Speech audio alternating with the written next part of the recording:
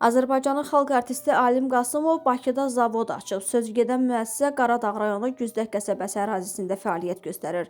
Alim Qasımova məxsus olan fabrik karton kağız istehsalı və emalı ilə ixtisaslaşıb. Hazırda həmin fabrik Alim Qasımovun ailə üzvləri tərəfindən idarə olunur.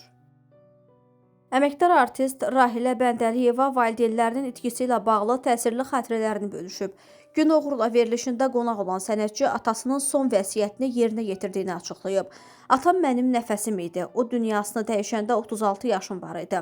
Qala altına onun 64 yaşını qeyd etməyə getmişdik. Sevdiyi yeməkləri hazırlamışdım. Gördüm ki, yemir. Soruşdum ki, niyə yemək yemirsən? Cavab verdi ki, səndən küsərəm. Soruş ki, niyə yeyə bilmirəm?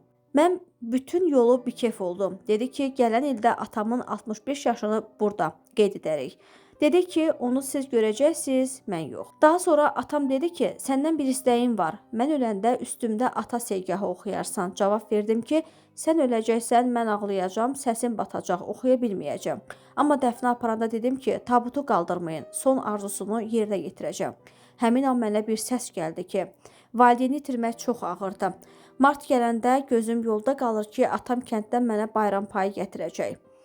Ondan 21 gün sonra da anam dünyasını dəyişdi. Anam 10 ildir vəfat edib. Bəlkə də ondan sonra atamın yurduna cəmi 5-6 dəfə getmişəm.